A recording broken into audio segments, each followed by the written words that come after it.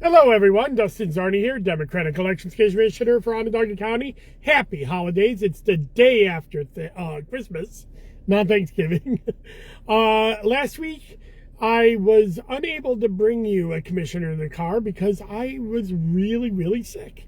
My wife and family had the flu, and so did I.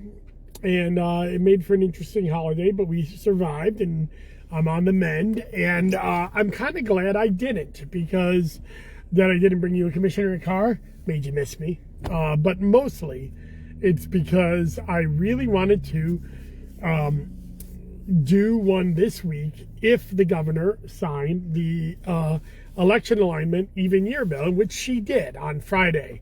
If you're on Twitter Friday night, then you will see all the tweets that were coming from the Republican opposition to this across the state, including our own county executive, but a few others as well, a lot others as well. This is a very controversial bill, but a bill that I supported, a bill that personally I supported, bill voted on by the county or the New York State Legislature, and now signed into law by the governor. Now, there's been promised legal action on this, and like always, any kind of legal action can take a couple years to go through the course of the New York State, or at least a year anyways, and that's okay, because this legislation really won't take effect until 2026 at the earliest.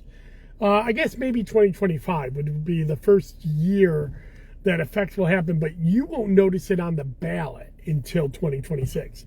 And I kind of wanted to explain what is moving, when it's moving, and what's not moving, and what's the plan on that in the next few years. So, but I'll just kind of go over what the purpose is behind this bill.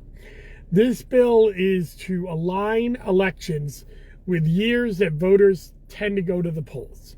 And those are the even year elections. Now, I did a tweet about this on Friday night or Saturday morning, can't remember when, but just to show you what the difference is. We're not talking about 4 or 5% difference in turnout between even and odd years.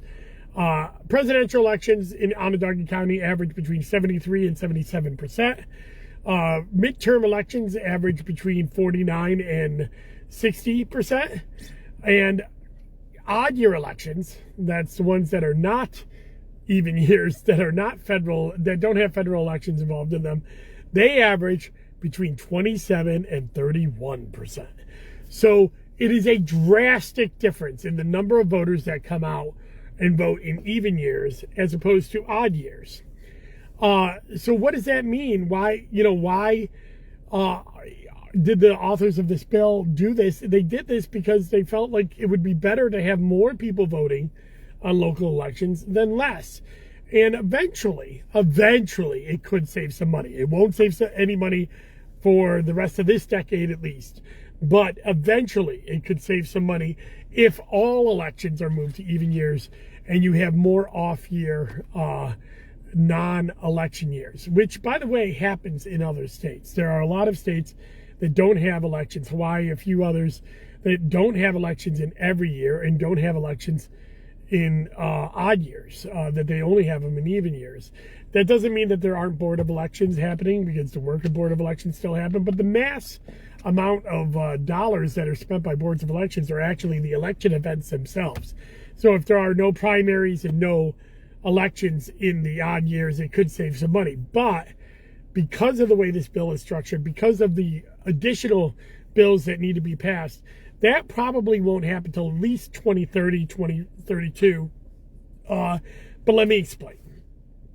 And I think it's easier to explain first which offices are moving and which ones are not and why, and then when those offices are moving. So the offices that are moving in this election alignment bill are any town offices, any county legislature offices, any county executives or county comptrollers. These are the offices that are going to be moving to even years starting in 2026. So in Onondaga County, that would mean all of the 19 towns that we have, their boards are either elected as 2 or 4 year terms, or the supervisors at 2 or 4 year terms. they're all elected on odd years, and they're now going to move their elections to even years starting in 2026. And there's a complicated way to do that. The same with our county legislature, and the same with county executive and county comptroller. What is not moving is the city of Syracuse, all of the offices in the city of Syracuse, the constitutional offices, DA, the district attorney, county clerk, and sheriff. Though noted in Onondaga County, the sheriff is already on even years, and any judicial races, which probably, I believe, includes town judicial races. And that is because, and also villages that were not included in the law. And there's several different reasons why all of those things are not included in the law.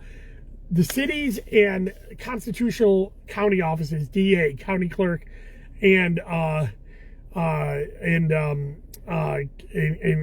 county sheriff, those offices are set forth in the Constitution to happen in a certain way. The cities are set forth to happen in odd years in the New York State Constitution, and the DA, county clerk, and the sheriff happen where they do not necessarily have a set year.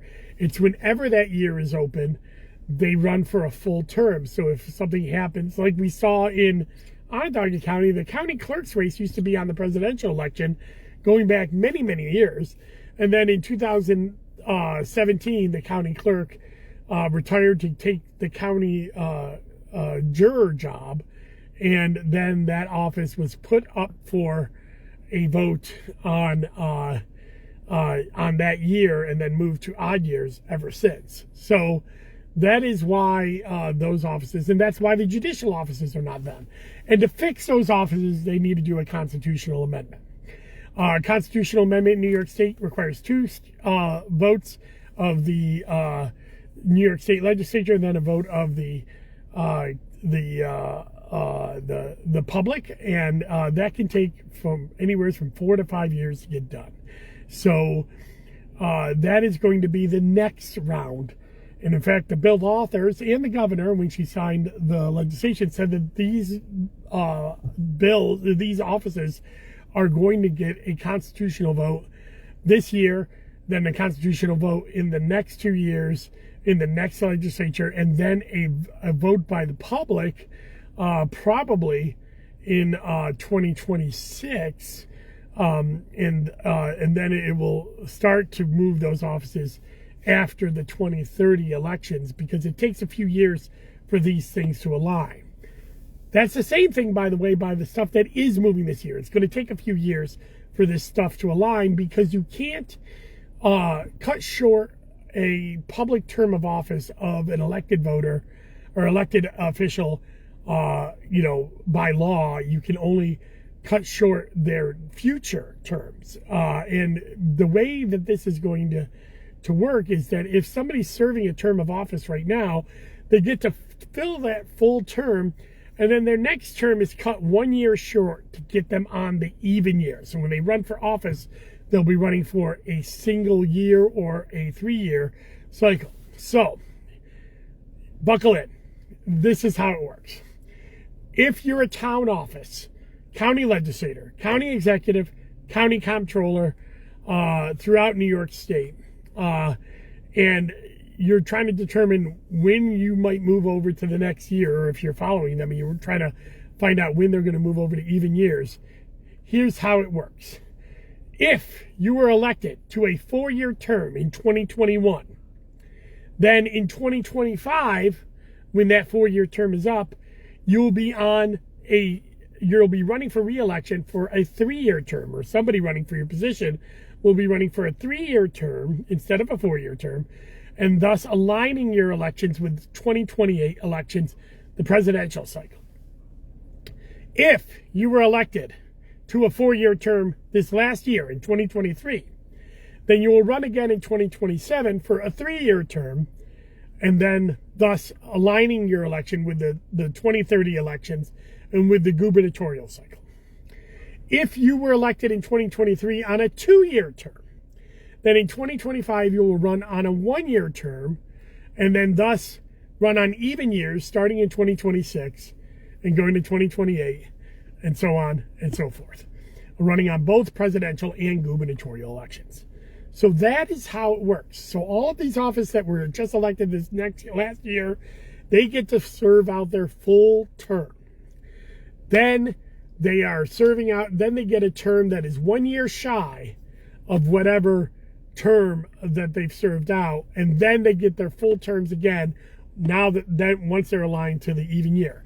So this is actually quite a staggered movement. And I like that, because one of the things that brought me along on this law, by the way, I wasn't necessarily on board with this law back when it was proposed last legislative session, because some changes needed to be made, because I felt like that they were trying to do it too fast. And then this next year, they heard that a lot of elections commissioners felt that it was coming too fast and would be too hard to do all at once. And so the staggered rollovers will give us time to A, inform the public about it, B, change our voting systems or reprogram our voting systems to get ready for it, and C, allow the court process to go through.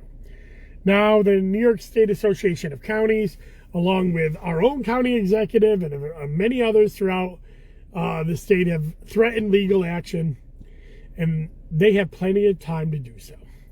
I feel very confident. I'm not a lawyer, but I've talked to a lot of lawyers who wrote this law, and a lot of lawyers who even are against this law, that have said that the New York State Legislature is the ultimate authority of when to set elections in New York, and that the Constitution gives them a lot of latitude to do so, with the exception of cities and the constitutional offices.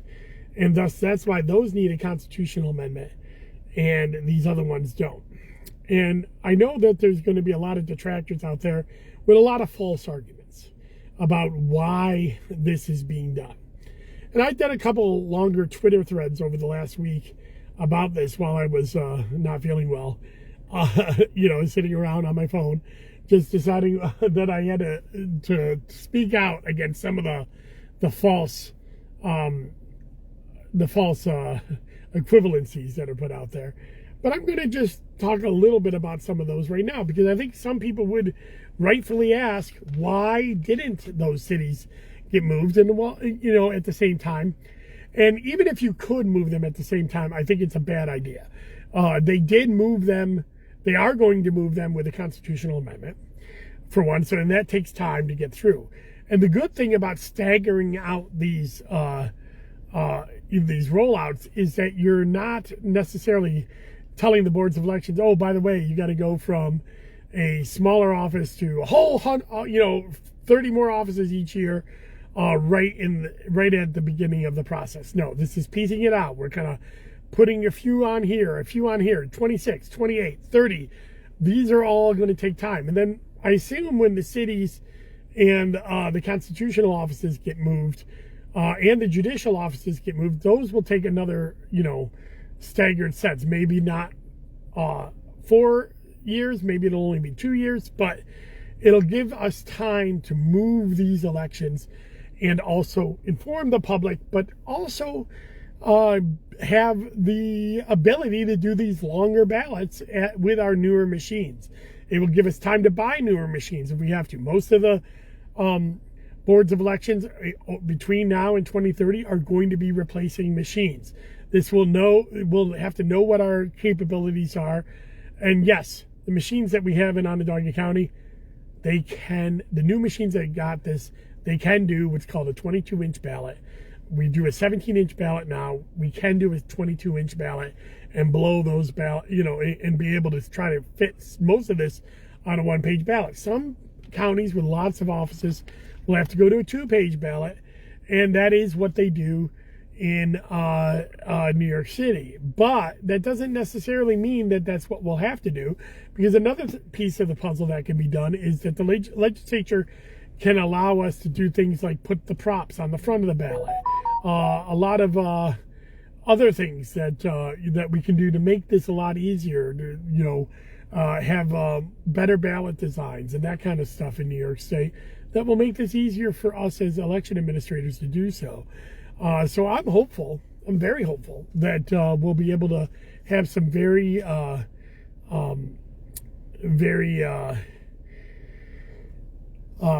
very unique and abilities to take a look at this and make sure that we're able to get this done right. It's going to take a lot of work. It's going to take a lot of time. But now that it's in the law, we're going to do it. And we have to do it. It's in the law. They're going to go to court. People are going to go to court. C'est la vie. You might win. You might lose. But in the meantime, the law is the law of the land, and we will start to work on this. But again, it won't even start to take effect until 2025. So next year's elections in 2024, everything is going the same as it was. The biggest change next year is redistricting, which I covered in my last week's Zoom with Zarni with Jeff Weiss about the new redistricting for the congressional maps. So that is what is going on with even year elections. So let me try to sum up again.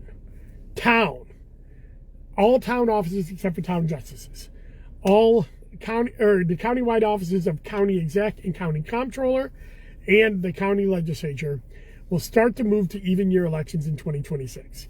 If you were elected to a 4-year term in 2021, you will get a 3-year term in 2025 and move to the presidential elections starting in 2028. If you are a 4-year term in 2023, you will get a 3-year election in 2027 and move to the gubernatorial elections in 2030. And if you are a 2-year term in 2025, you will get a 1-year term and then move to the even year elections, running on both governors and presidential elections in 2026, 2028, and so on. Offices such as DA, sheriff, county clerk,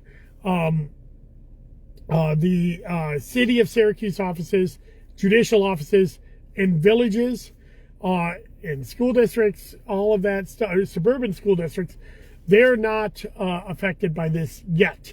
There are talks of constitutional amendments that will bring them into the fold after 2030.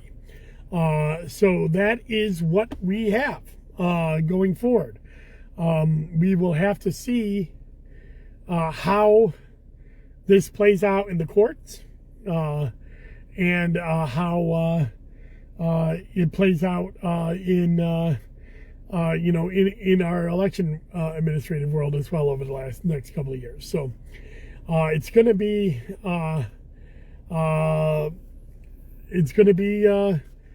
fun. Yes, and David says ballots get simpler when you get rid of fusion voting. I agree. I would love to get rid of fusion voting, or at least change it so a candidate's name doesn't appear multiple times, but a party symbol appears next to the candidate's name and they appear once. That would change a lot to get ballot design a lot better. But I don't think that's changing anytime soon, but you never know. We might be able to use these even year elections as a way to compel the legislature to do some look at these modified designs. So there we are. That's all I got time for today. I'm still kind of sick, so I'm gonna get back in the house and take care of my wife and son and try to enjoy the holidays. I've actually am off of work. I took off of work to try to do a vacation, and while I guess it's good that I was off because I was sick the entire time, there's a lot of stuff that I want to get done before we start the new year around the house. I will do a commissioner in car this week with Max Ruckteschel of the County Democratic Committee. We'll be taking a look back at 2023 and a look ahead to 2024. That'll air on Friday. No planned weekly wonk this weekend. I think I'm going to take this weekend off and just relax and not do a weekly wonk this weekend and start off the new year, the next year, with a look at my website, DustinZarni.com. And that will take a look at my second year of running that website, how it grew and what kind of content I have there for you. And then we'll start getting into some of the opinion pieces that I want to write as we're waiting for the stats to come out in February, so I can do some really looking at the races next year. So that's what I got going on. Go to DustinZarni.com and subscribe. You can get an email every time I do content or election news updates. Thank you so much, and enjoy the rest of your 2023. And I'll see you again in 2024. Bye-bye.